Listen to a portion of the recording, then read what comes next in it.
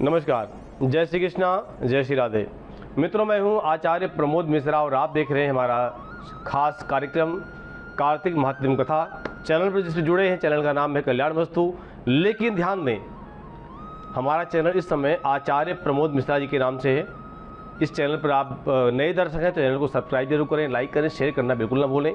इसी नाम से हम इंस्टाग्राम पर और फेसबुक पेज पर भी हैं, तो वहाँ पर भी आप कर लें। साथ साथ गूगल सर्च पर जाते हैं आप तो वहाँ लिखिए आचार्य प्रमोद मिश्रा एस्ट्रोलॉजर, आपको चैनल हमारा मिलेगा, हमारा पेज मिलेगा। उस पेज पर रिव्यू जरूर करें, आप अपने मत के बारे में आप ज़रूर बताएं हमें कि हमारा कार्यक्रम या हमारा जो भी ज्योतिषीय विषय है कैसा लगता है आपको।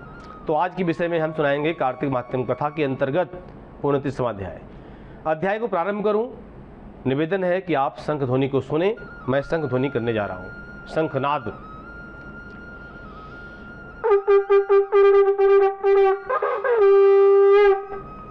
सच्चिदानंद भगवान की जय, राधा दामोदर भगवान की जय।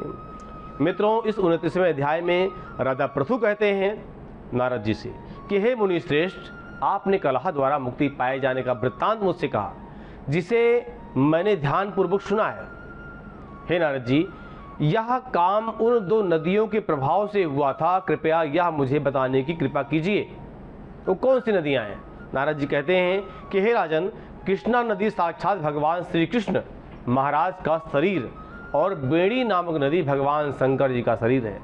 इन दोनों नदियों के संगम का महात्म्य श्री ब्रह्मा जी भी वर्णन करने में समर्थ नहीं है। फिर भी चूंकि आपने पूछा है, इसलिए आपको इनकी उत्पत्ति का वृत्तांत सुनाता हूँ, आप ध्यान पूर्वक सुने। कहते हैं कि चाक्षुष मनवंतर के आरंभ में ब्रह्मा जी ने सह्य पर्वत के शिखर पर यज्ञ करने का निश्चय किया। तब वह भगवान विष्णु, भगवान शंकर तथा समस्त देवताओं सहित यज्ञ की सामग्री लेकर उस पर्वत के शिखर पर गए। महर्षि भृगु आदि ऋषियों ने ब्रह्म मुहूर्त में उन्हें दीक्षा देने का विचार किया। तत्पश्चात भगवान विष्णु ने ब्रह्मा जी की भार्या त्वरा को बुलवाया। वह बड़ी धीमी गति से आ रही थी। इसी बीच में भृगु जी ने भगवान विष्णु से पूछा कि हे प्रभु, आपने त्वरा को शीघ्रता से बुलाया था, वह क्यों नहीं आई? ब्रह्म मुहूर्त निकल जाएगा। इस पर भगवान विष्णु बोले कि यदि त्वरा यथासंभव यहाँ नहीं आती हैं तो आप गायत्री को ही स्त्री मान करके दीक्षा विधान कर दीजिएगा। क्या गायत्री पूर्ण कर्म में ब्रह्मा जी की स्त्री नहीं हो सकती? नारद जी कहते हैं कि हे राजन, भगवान विष्णु की इस बात का समर्थन भगवान शंकर जी ने भी किया। यह बात सुन करके भृगु ऋषि ने गायत्री को ही ब्रह्मा जी के दाईं ओर बिठा करके, ध्यान दें, दाईं ओर, यज्ञ आदि कार्य पूजा पाठ कार्य करते समय पत्नी हमेशा पति के दाईं भाग में बैठती है, तो दाईं ओर बिठा करके दीक्षा विधान आरंभ कर दिया। जिस समय ऋषि मंडल गायत्री को दीक्षा देने लगा, उसी समय त्वरा भी यज्ञ मंडल में आ पहुंची। ब्रह्मा जी के दाईं ओर गायत्री को बैठा देखकर ईर्षा से कुपित होकर के त्वरा बोली कि जहां अपूज्यों की पूजा और पूज्यों की अप्रतिष्ठा होती है, वहां पर दुर्भिक्ष, मृत्यु तथा भय तीनों ही अवश्य हुआ करते हैं। यह गायत्री ब्रह्मा जी की दाईं ओर और मेरे स्थान पर विराजमान हुई हैं, इसलिए यह अदृश्य बहने वाली नदी होंगी। आप सभी देवताओं ने बिना विचारे इसे मेरे स्थान पर बिठाया है, इसलिए आप सभी जड़ रूप से नदियां होंगे। नारद जी राजा पृथु से बोले कि हे राजन, इस प्रकार त्वरा के साप को सुन करके गायत्री क्रोध से आग बबूला होकर अपने होठ चबाने लगी। देवताओं के मना करने पर भी उसने उठकर त्वरा को साप दे दिया। गायत्री बोली कि त्वरा, जिस प्रकार ब्रह्मा जी तुम्हारे पति हैं, ठीक उसी प्रकार मेरे भी पति हैं। तुमने व्यर्थ में ही साप दे दिया है, इसलिए तुम भी नदी हो जाओ। तब देवताओं में खलबली मच गई।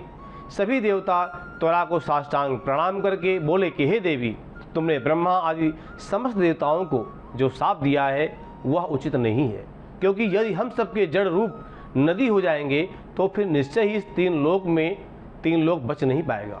क्योंकि यह सांप तूने बिना विचार किए दिया है, इसलिए यह सांप तुम वापस ले लो। त्वरा कहती है कि हे देवगण, आपके द्वारा यज्ञ के आरंभ में गणेश पूजन न किए जाने के कारण यह विघ्न उत्पन्न हुआ है। मेरा यह सांप कदापि खाली नहीं जा सकता, इसलिए आप सभी अपने अंगों से जड़ीभूत होकर अवश्य में वो नदियाँ बनोगे और हम दोनों सौतने भी अपने अपने वंशों में पश्चिम में बहने वाली नदियाँ बनेंगी। नारद जी राजा पृथु से कहते हैं कि हे राजन, त्वरा के यह वचन सुनकर भगवान विष्णु, शंकर आदि सभी देवता अपने अपने अंशों से नदियाँ बन गए। भगवान विष्णु के अंश से कृष्णा, भगवान शंकर के अंश से बेड़ी, ब्रह्मा जी के अंश से कुमुदवती नामक नदियाँ उत्पन्न हुई। समस्त देवताओं ने अपने अंशों को जड़ बनाकर वही सह्य पर्वत पर फेंक दिया। फिर उन लोगों के अंश पृथक पृथक नदियों के रूप में बहने लगे। देवताओं के अंशों से सहस्रों की संख्या में पश्चिम की ओर बहने वाली नदियां उत्पन्न हो गईं। गायत्री और त्वरा दोनों पश्चिम की ओर बहने वाली नदियां होकर एक साथ बहने लगीं। उन दोनों का नाम सावित्री पड़ा। ब्रह्मा जी ने यज्ञ स्थान पर भगवान विष्णु तथा भगवान शंकर की स्थापना की। दोनों देवता महाबल तथा अतिबल के नाम से प्रसिद्ध हुए। हे राजन, कृष्णा और बेणी नदी की उत्पत्ति का यह वर्णन जो भी मनुष्य सुनेगा या सुनाएगा, उसे नदियों के दर्शन स्नान का पूरा पूरा फल प्राप्त होगा। दर्शकों, ये कथा यहीं संपन्न होती है। अब हम आपको सुनाएंगे अगले अध्याय में अगली कथा। ध्यान दें कि ये कार्तिक महात्म्य कथा में 35 अध्याय है। ये कथा हमारी संपन्न होगी तो आपको हम एकादशी कथा सुनाएंगे। पूरा पृथक पृथक अध्याय कि एकादशी के क्या पूर्ण है। साथ में 26 अध्याय हैं। फिलहाल 12 महीने हैं, एक महीने में 2 एकादशी आती है, लेकिन हर तीसरे साल जो अधिक मास आता है, मनमास आता है, उसमें 2 एकादशी बढ़ जाती है पुरुषोत्तम एकादशी के नाम से। इसलिए 26 एकादशियाँ होती हैं। तो आपको ये भी हम इसका वीडियो बनाएंगे, अपलोड करेंगे, सुनाएंगे, नियम बताएंगे क्या कैसे कब करना चाहिए। तो आज कथा में बस इतना ही। मिलते अगले विषय में। मुझे दिया गया। जय श्री कृष्णा, जय श्री राधे।